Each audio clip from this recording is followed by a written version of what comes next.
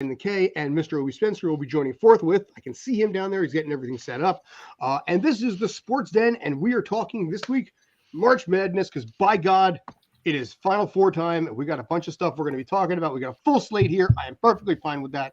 And we're going to be talking that. We're going to be talking a little WBC, World Baseball Classic Roundup. Lamar Jackson is looking for a new home, so I'm sure you guys may have a word or two on that.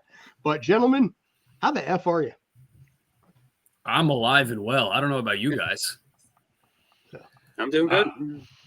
So getting over a bit of a bug myself, but otherwise good. Nice. I'm fully healthy and I'm ready to rock and roll, even if I am a few minutes late. That's okay. So, all right. So let's break this right into it. I figured, we should definitely start this off with Final Four, because I'm sure you guys have a lot to discuss with something like this. You got a lot to go into. Give me your thoughts first off, if anybody got anything. Oh, boy. Who could find Florida Atlantic on a map before this tournament? Yeah, right? I think they're like the lowest seed to make a Final Four in about 10. The question, how far did St. Peter's make it last year? Sweet 16? Close to St. it, yeah. Peter's was Elite 8 last year. Elite 8, okay. So in that case, yes. At first I thought that he's like, lowest seed since them, but nope. No. Lexington was nice. It's been a while since we've had a sub 8 seed make the Final Four. I believe Wichita State was a 9 seed in 2013. Yes, I think so. That the Shockers. I think that was the big thing. Yes, everyone going around at the time going, why didn't anyone ever tell me Wichita was called the Shockers? Because the Shocker was also a thing then. Yeah. But, to me, I'm going to be perfectly honest. We're going to try to do a preview of something that, look, getting here was great, but now we're here. You know what? You know the old saying, enjoy the journey, not the destination. If I told you a month ago, hey, you want to go watch a FAU San Diego State game today, you would be like, no, I got something better to do. So to me, it's been a great ride. It's been enjoyable. It's been some great basketball, but I feel like, thank goodness, the women's game is going on right now as well. That's my perfect, honest answer. Let's watch San Diego State. Let's watch the girl whose name is totally escaping me, embarrassingly enough, out of Iowa right now. Let's, if you want to see. Yes, thank you, Clark. If you want to see the best of the best at their sport play, go watch the women's game right now. That's just where I'm at with it. I know I made some comments in our thread about, boy, if we're going to get 5 seeds all the time, is this the right format? And what I really meant is, if we're going to get 5, this may be a one-off year, but this may also be the result of NIL and everything else that we have in a parity-driven league. And if it's going to be parity-driven, New Jersey did pretty good in the tournament earlier, but the 2 biggest named schools from Jersey, Seton Hall and Rutgers, weren't there.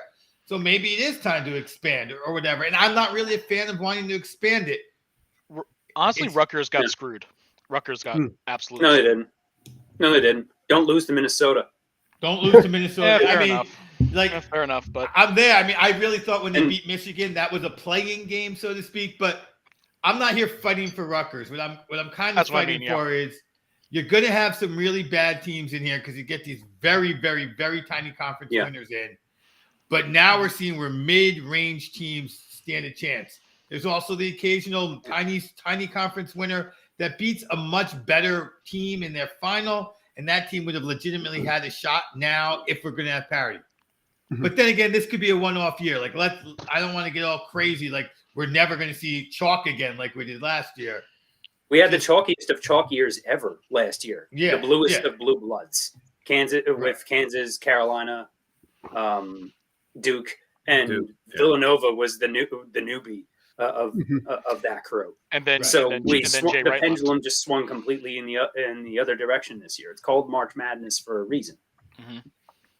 Yeah, and I'm just hoping that this is the madness of the madness, and it's not some sort of new paradigm is the word they like to use. And if it's not, and it's just it's a crazy one-off year. We had, I think, like I said, a great journey. I'm not interested that much in the destination. I'll watch the women's game, start prepping for baseball with it coming around the corner. NBA basketball is at its final stretch.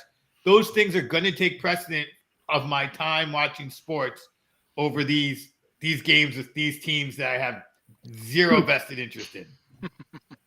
I happen to disagree with that point specifically because if you said, like, I think if you say what the destination is and it's something you're not used to, and you said the exact matchup, Florida Atlantic, San Diego State, I'm going to be like, wait, what the hell happened during this journey that got these two teams to the Final Four? And then so it's kind of like a reverse engineering of thinking on that. I think it is. And then you have UConn. Historically, UConn is a powerhouse in college basketball. Miami has had a couple of seasons here and there and a couple of moments, but again, especially coming off last year when it was classic blue bloods, it was your powerhouses of powerhouses. I think it goes to my point where I say you can find players all over the country, unlike college football where it's really marginalized to South and Midwest. And look at these teams. Where are these teams from? The 3 out of the 4 corners of this country. Quite literally. So I think it does a great job of being able to encapsulate an entire country's audience. That again, the journey is part of this destination and March Madness. I mean, this is we all love this. This is all part of this. This is why the whole underdog phenomenon is so like idolized, is because of situations like this. And this happens to be that year. I mean, and then to your point with NIL and the transfer portal, I mean, you'll have to see kind of like over like a 4, 5, even 8-year span, how that really has affected the overall outlay of college basketball. But I disagree with the not being interested in the journey because of how this destination is laid out. I think everybody, as a general rule, likes the Cinderella team. I mean, last year we had St. Peter's. This year, we to a degree had like FDU. But when you have teams, I mean, UConn, okay, fine. UConn's a regular.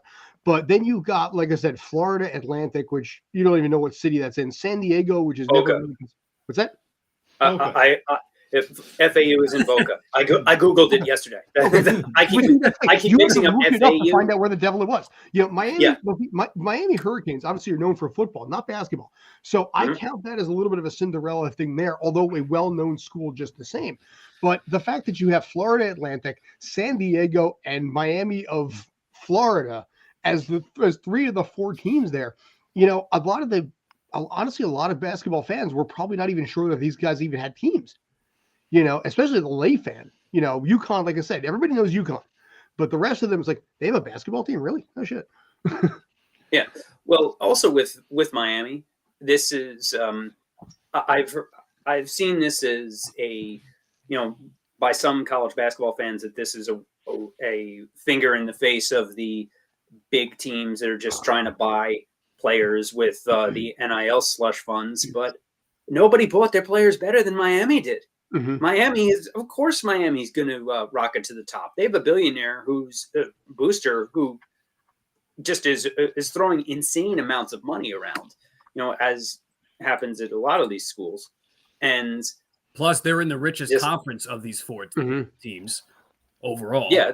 They're the only Power 5 football conference team left in the Final Four. Which not only that, just, you have 4 teams from different conferences who had their money on the Big East, the ACC, Conference USA, and the Mountain West being those 4. Big 10, SEC, Big 12, nowhere to be found. And I love it. And I think this is the first time Mountain West actually made it to a Final Four ever. Yes, it is. Because UNLV was in the WAC when they had their run in the early 90s. That predated the Mountain West.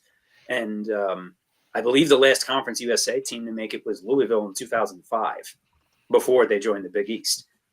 So, and we almost had a second Big East team in there, and arguably, with the questionable call at the end of the San Diego State Creighton game, you could make a case for 2 Big East teams there. Mm-hmm. But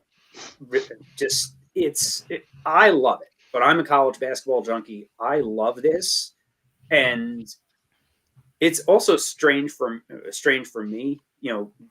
Growing up and working in basketball in various forms in New Jersey over the years, where like I've met Bob Hurley Sr. My team played his every year. Danny Hurley went to Seton Hall.